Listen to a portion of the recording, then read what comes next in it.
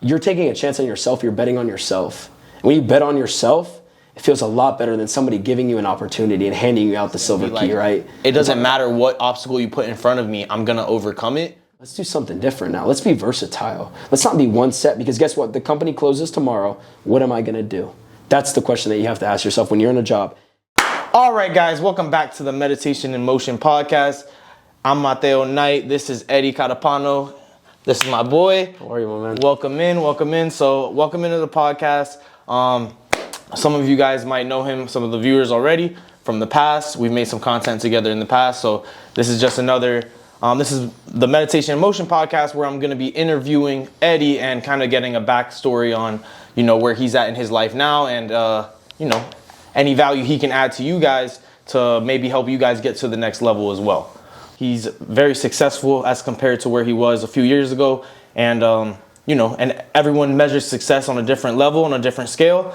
But I think it would be interesting and valuable for you guys to see how he got to where he's at. And he has an interesting story. So, Eddie, tell them a little bit about yourself. Tell the audience a little bit about yourself, where you came up. I mean, we know you're a soccer player. I know you were a soccer player.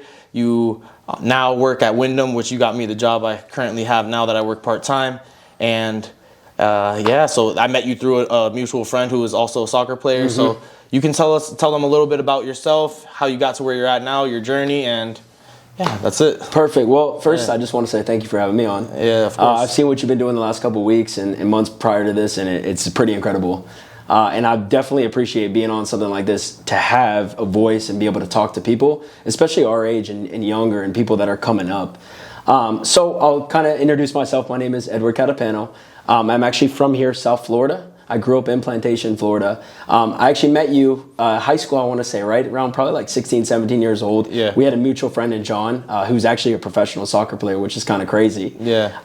And when I met you, I kind of knew, hey, I was going to kind of already click with you because you were into sports and I was into sports. And I'm a competitor like yourself. You're a competitor too. Too bad we kind of didn't go on in the fact of college. We didn't really link up or speak much just because you were on the other side of town and I was in Daytona. And basically what I did is I came and I started playing college soccer. I took an offer when I was about 18 years old out of high school. It was one of my first offers that I had received from a JUCO college. It's not kind of what I wanted to do. But it was an opportunity. So the opportunity that I was given, I made the most of it. So I'm 18 years old, coming into a 2-year school, knowing that there's going to be a lot of competition. We're one of the best JUCO schools in the nation at the time, which is kind of crazy. Mm-hmm. We had just built a $3 million stadium in Daytona Beach. What school? Daytona State College. Okay. Yeah, so we're about like 3.5 hours from here, not too far. Okay. And the college, when I got there, I kind of had the mindset of, hey, I want to continue playing soccer. I love this. I've dedicated my life to it. It's given me an opportunity and education, a very important thing for me, especially coming up out of high school and not trying to know and figuring out what I was going to do. So when the coach, his name is Coach Bart, he actually approached me at a tournament in IMG. And he said, hey, look, I'm looking for a player. I see that you play left back. You fit what we have. And I want to bring you on. I said, we're going to come to a tryout in the summer, and if you make the tryout and you do well, we're going to give you a scholarship. So I said, perfect. Hey, I'm going to take it. I'm going to make the most of it. I'm going to go to the tryout, and I'm going to ball out. So when I went to that tryout, I got a call probably about 2-3 days later from another coach called Travis, and he said to me, hey, look, we have an opportunity for you at left back. We want you to start in the fall, and when you come over, give it your best shot, and we want you to hopefully have a starting position on the team. I said, okay, I'm going to take it, and I'm going to go up from there. I'm going to run up there and see how I do. So I end up, long story short, I ended up playing 2.5 years. I actually got hurt my first semester, so I wasn't able to play fall ball, which was horrible because that's why I came up there, And then I end up going into spring, hoping to at least get back on the team, get back into fitness. It was a lot of training, a lot of like going back into the training grounds and figuring out where I was. When you miss a lot of time, especially in a sport, as you know, when you get injured, it's really hard to come back from that. So it was a mentally grind. It was still going to class, making sure I'm getting the grade so I can at least qualify to play, because you do need to have, obviously, a grade point average to stay in there. So in spring comes around, I get an opportunity. I play against Jacksonville University. I ball out. I have 2 assists. It was a pretty crazy game because it was my first game back. coach comes out to me after the game and say, hey, look, I see you've been putting a lot of work, and the work is shown. And I took that in full effect to kind of, and what I'll talk about my life and how it's kind of changed. The conversation I had with him and the conversation I've had with my coaches prior, it was something that gave me an uplifting feeling. And sometimes you just need somebody when you're down to have a conversation with you and make it so much better. And it makes it so much easier for you to transition and struggles and stuff that you might have, right? So basically what happens after that, I continue to play for another year and a half. I meet my fiance, who's Kate. You obviously know, we're all good friends with. Right. I've been with her 6 years now. I got engaged about a year and a half ago. So that's been a blessing. Yeah. And how I started my career, right? It was crazy because when I started with Windom, the company that I'm currently at, I was working at 2 other jobs. And I was done with soccer because I couldn't play another year. I didn't redshirt that freshman year, so I wasn't given an opportunity to come back for the 3rd year. And I said to myself, hey, look, I need to make money. I'm still up here. I'm going to wait for her to finish, and then I'm going to find a way what I'm going to do. So I was kind of lost. I'm working these 2 jobs, and I'm figuring out, what do I really want to do in life? I don't want to continue working at Bonefish, is one of the companies I was at. I was bar backing. I was a hostess for a while. And then I was actually working as a delivery driver in Domino's. So when I was there, I was thinking to myself, I said, like, hey, I could do this for only so long, and I need to find purpose. And in life, as we all know, purpose is like one of the things that we long for. And if you don't have purpose and drive, as you know, you're in the fitness industry, it's very hard to wake up every day and want to do something and be better at it, right? Especially when things aren't going your way. So that was one thing that I felt when I was working at those restaurants. I was working as delivering pizza, is where is my purpose in this life? So basically, long story short to that, I actually meet a lady that comes into Bonefish one day and tells me, hey, I see that you're really personable with people. And I said to myself, oh, okay, like, that's great. Like, where do you want to sit? And she goes, she started laughing. She's like, no, come talk to me. I might have an opportunity for you. So we're having a conversation. She's having a martini. I'm grabbing her plates. I'm going back and forth, getting her stuff. And she says to me, she says, what do you want from your life? And I thought about the question. I'm like, why would somebody randomly ask me that? Why would someone ask me, what do I want from my life? And I told her, I said, hey, from my life, I want the most of it. I want to do something that I've never done before, and I want to be really good at it. Because when you're really good at something and the results come, it feels a lot better. Because when things aren't going your way and things are really bad, it's like really hard to change your mindset on how you're going to get to that point. So she said, hey, are you happy where you're at? And I said, absolutely not. I said, I'm making $12 an hour. I'm busting my ass. I'm going from one restaurant to then go deliver pizzas for 6-7 hours, and I'm coming home 3 o'clock in the morning. And I'm asking myself every day, like, do I have enough gas in my car to at least fill up my tank so I could drive around and deliver pizza? And if anybody doesn't know, Daytona isn't the best of areas. It's actually one of the poorest areas in Florida, to be honest with you. And the way they have that system is you actually get paid per delivery, and they don't have to tip you. So, just starting like that in an industry where it's like you might not get paid for each delivery drive, it's kind of scary because you need to be able to put gas in your car. You need to be able to drive around town. Right. So what happens after that is I continue having a conversation with her. She comes back the next week. She says, hey, I work at this company called Windom. I said, oh, I've never heard of it before. She tells me, she says, well, you should go look it up. And then the next time I see you, I want you to tell me everything you know about it. I said, okay, that's kind of weird. Why do you want me to know about it? Are you going to offer me a job? She said, no, just go find out about it. And then the next week, if you really care about it, then you'll know about it, right? And then that's one thing, and I've taken to my account is when you want to know about something and you want to get better at something, you have to go do it. You have to do the legwork. You have to know your information. You have to know your stuff. If you don't know that, then you obviously don't care about it. Right. So she told me that, and kind of from years from now, we've had discussions and I've had conversations with her, and she always reminds me of that time that we were at the restaurant. So when I get back to that restaurant the next week, we have another conversation. She said, hey, I want you to put in an application. I've never referred people for 25 years, and I want to see what you can do. So go to the interview, right, and go see if you can get the job. So I'm, first time going to an interview. I get to the place. I have pants that I got from Goodwill. Nothing wrong with Goodwill, but pants I got from Goodwill, a beat-up belt, shoes that as you guys know, restaurant shoes are the non-slip shoes. Those are the only dress shoes that I owned that looked like dress shoes. Yeah. A tucked in shirt. I get a white shirt from Goodwill also, long sleeve, making sure there are no stains on it, putting my collar up, trying to press it. I've never used an iron before, throwing it in the dryer 6-7 times before I get there.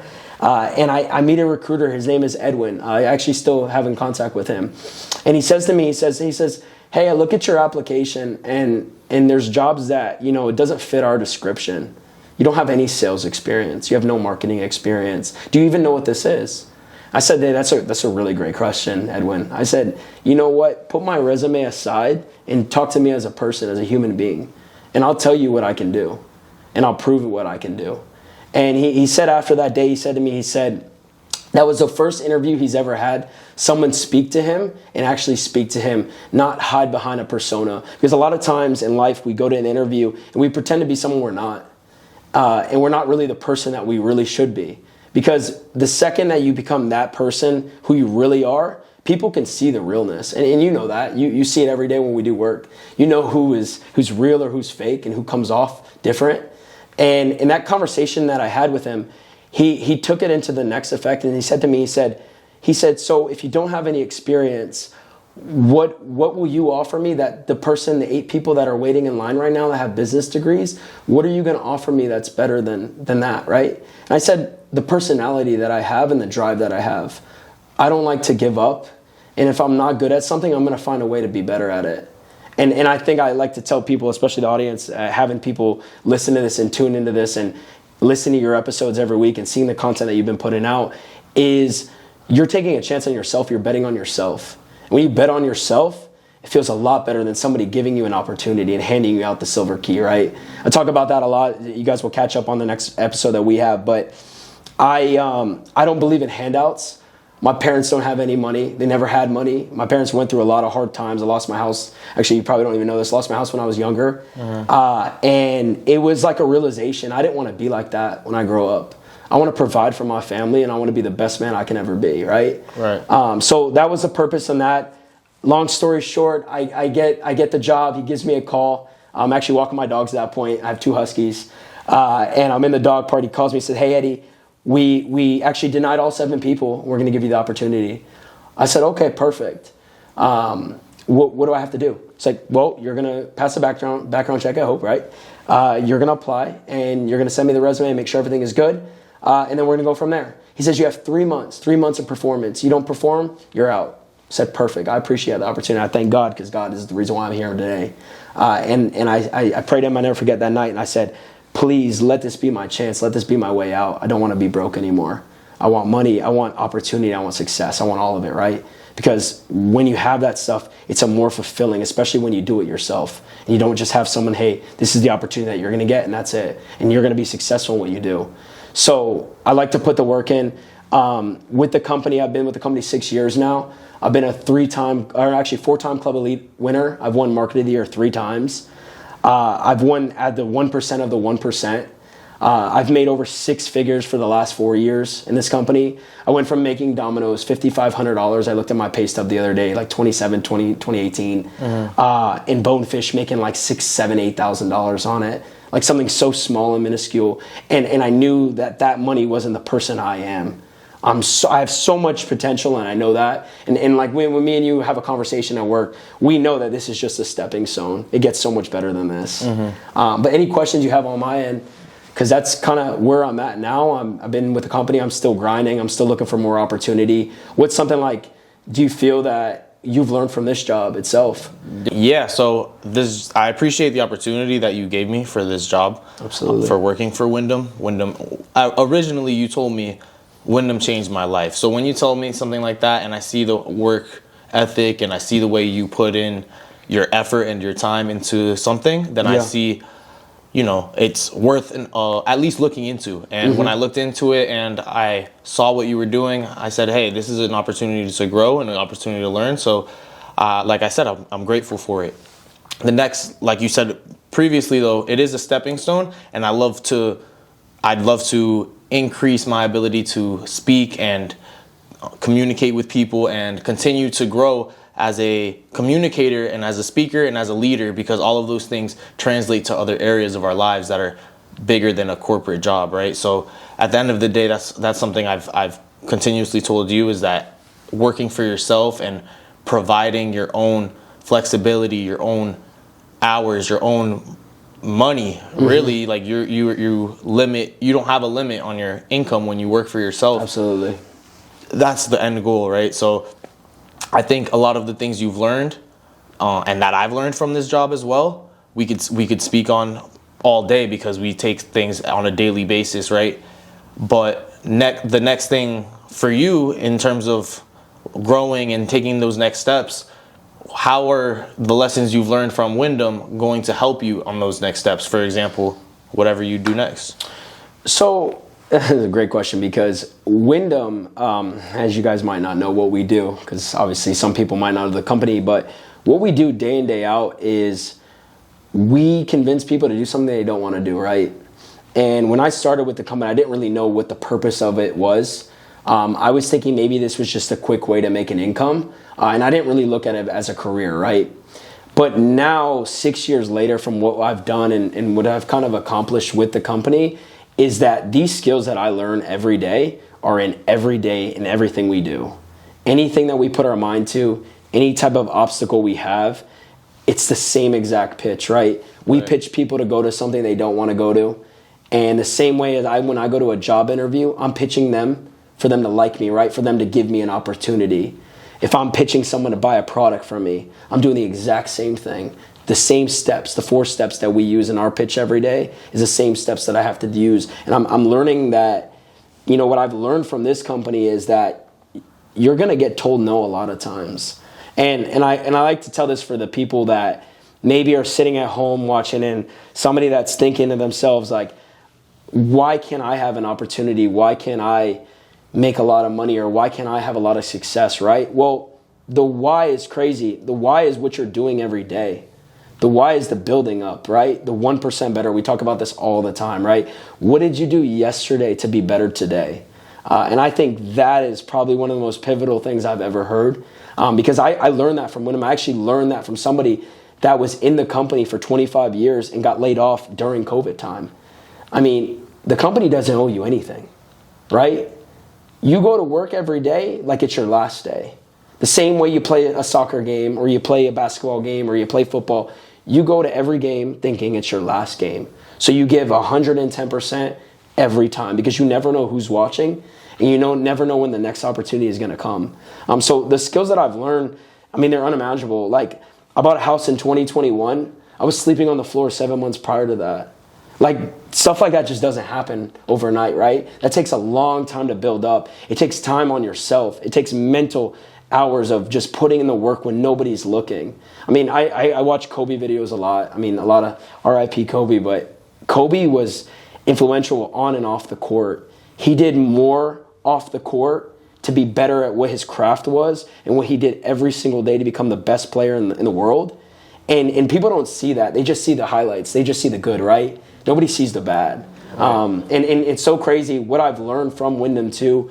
Not only just learning how to book people and getting people to like you and getting them up for a presentation, right? I've learned that on the phones is the biggest opportunity to get better. So the people that are at home that have a job that they're cold calling people every day, if you learn how to pitch people on the phone and have a conversation with people on the phone, the face-to-face is easy.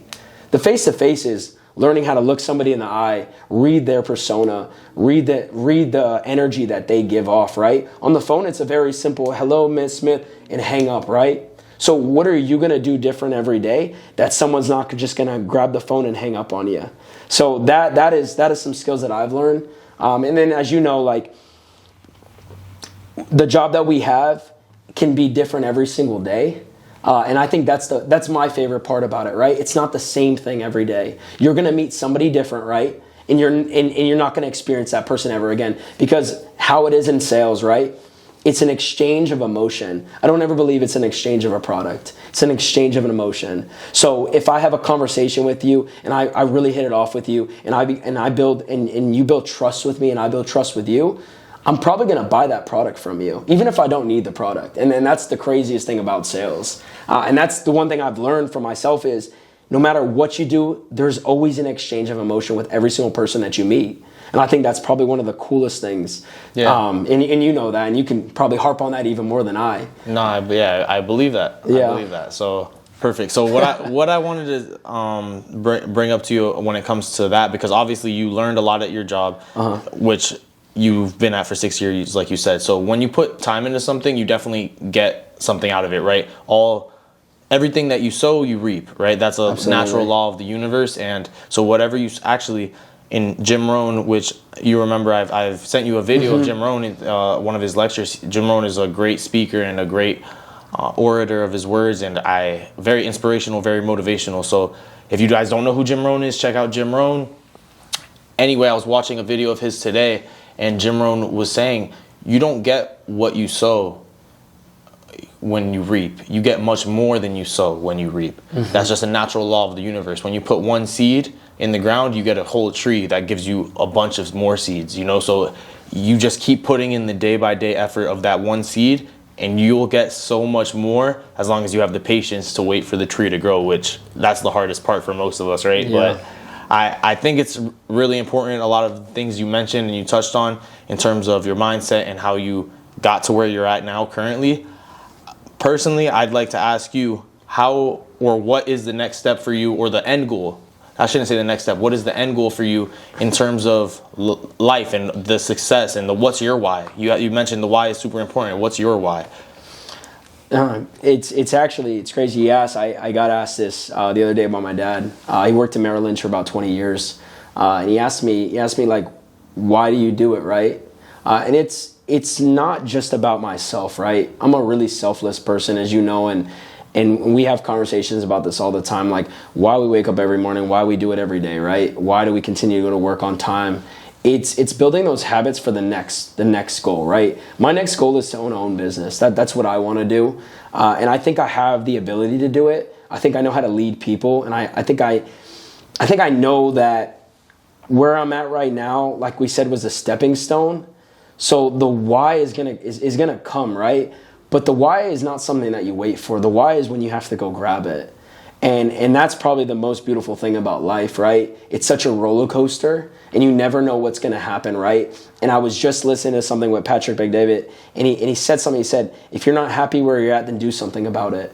And I think that's if you think about it and you kind of study what that means, right? Do something about it. If you're not happy or you're complaining about something, there's a reason why you're complaining, right? So find the reason to not to be like that, not to feel that negative energy. Find a positive thing out of it. We had a talk actually the other day at work where he said, everything that you talk about should be positive. Everything you proclaim should be positive. Everything you say should be leading into something good. And I believe that. And I've actually, since you've said that, I have tried to stop complaining. Because complaining, right, nobody's going to do anything about that. Nobody's going to hold your hand. Nobody's going to get you the next sale. No one's going to tell you, hey, Eddie, next time it's okay, right? No, they're not going to want to be around you. People that are successful, people that make a lot of money that I watch every day on my phone, on YouTube, because we all have access to it, right? And we're blessed to do that because some people in this country don't have access to that. Right. And you know, you watch those videos, you watch that motivation, and you ask them, how do they do it? How can I be like them? Well, first thing first, look at yourself. You have to change yourself before you could do anything else. You have to change the habits that you have. The waking up late, the going to bed late, the going out all night, not having a full 8 hours of sleep, the not eating right, the not going to the gym, the people that you surround yourself with. That's the why. The people you hang out with is who you are. And I'll believe that. I'll go by that to the day I die. The circle you surround yourself with is the people that will change you from the get-go, because those people will push you. Those people that are doing better than you, those are the people you should be hanging out with. You shouldn't be hanging out with people that are mediocre. And I've always abided by that. I ask myself every day, you know, hey, it's great to have a house, it's great to have a car, it's great to have a roof over your head, it's great to have food on your table, right? But I want more. The human always wants more. We always strive for more. We're never satisfied, and I'll never be satisfied. I got that trip from Club Elite, right? I go there, they give me the award. They say, hey, you did a great job this year, right? I'm not thinking about that. I'm thinking about what I'm going to do tomorrow. I'm thinking about the next year. How higher my numbers are going to be next year. Like, that's the mindset you have to have. And that's my why, right? My why is to be better than what I was before and to be the best version of myself. To one day when I'm 56 years old and I'm sitting on a $20, $30 million yacht that I bought myself, nobody gave it to me, and think to myself, wow, I've accomplished what I wanted to do, and I'm still going to continue to do what I want to do, but I know that hard work that I put in my 20s and 30s was worth it. At 40 years old, I want to be done. I told you that today. I want to be done at 40 years old. I don't want to continue to work like that. I want to have it where I'm making money 7, 8 different ways, because that's where the millionaires are made. Right. They're not just focusing on one thing. Patrick Bet-David, yeah, he started in insurance, right? We were just talking about this. Started in insurance. Go look up what companies he's invested in now. He's worth over $100 million. I mean, what did he do different than us? We both have 2 legs. We both have 2 arms. Yeah. We both have a brain that functions. We both have a mouth, right? God gave you 2 ears, 1 mouth. Think about that. Listen, right? The people that are the quietest in the room are the most deadliest in the room. I've always said it. The people that speak a lot, people that are always talking over other people, are the people that are usually lost and asking the most questions because they don't focus and they're not paying attention. And it's so crazy because I do training sessions constant, right? Constant talks with all of the community of Windom, right? I've hosted over 200-300 people on a Zoom call before, right? And they always ask, Eddie, what do you do differently, right? What I do differently is I come into the next day acting like I don't know anything. Because when you become a sponge and you listen, right? That's why we have the 2 ears, 1 mouth. It changes your perspective. Because what you do, right, and what I do can be different, right? But we can both still obtain the same goal. And that's what life is all about, right? It's about failing. And I'll tell you guys this. I have cried myself to sleep not having anything and asking myself, why am I sleeping on the floor, right? Well, hey, I'm sleeping on the floor because I'm sacrificing. I'm sacrificing for a bigger picture. I have a house now. I want to buy a second property this year. That's my goal. Buy a second property, right? Buy something that I'm going to invest back into myself. Because I know real estate, as you guys know, is just always going to go up. No matter what. I'm not a real estate guru, and I can't tell you anything about it as much as only as what I've read in books. But investing back in yourself is the most important thing. And you told me that, I want to say about 3-4 months ago, is you make all this money, this is great, but what's next, right? What's next is I got to put money into myself. I got to start going back into the drawing books and saying, Eddie, you've done great at this. Let's do something different now. Let's be versatile. Let's not be one set, because guess what? The company closes tomorrow. What am I going to do? That's the question that you have to ask yourself when you're in a job. They can replace you at any time. You're just a number to them. You're only as good as your next sale. So I feel that's the why. That's why you asked me that. Right. Is I'm going to keep going no matter what, and I'm going to put 110% in anything I do. So yeah, and that's amazing. I think one key point that I want to touch on is you looked at Patrick Bet-David, which, if you don't know who that is, again, that's someone to look up to, or at least, I don't like to idolize people. So that's someone to look at as an example if you want a similar life to that, because I believe in following a blueprint. Even if you don't idolize people, you can still follow the blueprint if they've achieved what you'd like to achieve. Absolutely. At least that's how I believe, right? You said, what does he have different than us, me or you, right? Mm-hmm. You or I. There's nothing different between, at least in my opinion. I don't care what he looks like. I don't care where he was born. I don't care what skills he has. Anything he has the ability to do, I also have the ability to do, and I also believe you have the ability to do. And I believe that's what separates the 1% from the rest, which is, and I'm not the 1%. And I will say that right now, because I know I have to work my way into that 1%, and I'm willing to do that. However, I believe if you're willing to look at someone and say, how are they any better than me? Anything that they can do, I can also do, and I'll bet on it, and I'll bet on myself on it. It's the people that have that, almost that arrogance, that they know that they can look at themselves and be like, it doesn't matter what obstacle you put in front of me, I'm going to overcome it. Mm-hmm. That takes a certain level of arrogance and confidence, because you have to know it doesn't matter what's put in front of me. I'm going to overcome it because I'm built different, or I'm built that way. Or however you want to word it to yourself. But if you know that I'm an overcomer, I'm an overachiever, I'm a successor, right? I'm a conqueror. However you want to word it for yourself, you're going to overcome those challenges, and no obstacle will stand in front of you. The people that are intimidated by that arrogance, you can tell there's a difference between where they'll end up and the people that believe that they're the best at whatever they do, and knowing that if they do come into something, they're willing to learn from the bottom and work their way up. There's no skill, in my opinion, that I cannot learn if I put my mind and my effort into. And let's see where it takes me. But ideally, it's going to take me to a place of multiple skills and skill stacking and constant skill stacking and constant habit stacking that allows me the life that I want, right? The life I dream of and the life I'm creating. So if you're not doing that, think about it. If you're not doing it, think about it. This is meditation in motion. Yeah. My boy Eddie was just spitting bars today, so he was spitting facts for you guys. I know you guys have been looking for more episodes. We're coming out with more episodes. I appreciate you guys watching. I appreciate the support. I appreciate everyone subscribing, liking the videos, sharing the videos. There's a lot more content coming. If you don't follow me on Instagram right now, you can look up Mateo Knight Lifts, MateoKnightLyfts. That's my fitness Instagram. That's where a lot of my content's going right now. We're going to continue to branch out and expand the brand and expand the media, really. And this will be a media company one day. And there's so much more. But like I said, I appreciate you, Eddie. I appreciate your time. I will end up with one thing, and I will say this, and I think this is like very important. If you have a dream, don't just dream about it. Do something about it. And in this end of this episode, and the end of kind of where I want to see myself is in this year, and what I've kind of written down to myself is said, hey, if you have something that you want to do, put a pen to a paper and make it happen. And we always talk about that, right? We could talk about everything that we want to do, but if we don't put in the work and we don't have a vision and a plan and a goal and a dream, it's never going to happen. I'll tell you exactly how it is.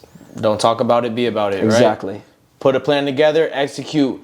What did I tell? I told you the 3 steps, right? I learned this in something like in the past few months. It was like, there's 3 steps to changing any behavior. Yes, we talked about it. Acknowledge it, right? Step 1, there's 3 steps to changing any behavior, right? Number 1, acknowledge it. Number 2, come up with a plan. And number 3, follow the fucking plan. It's that simple. Damn Let's right. get busy, man. Meditation in motion, baby. We're going, guys.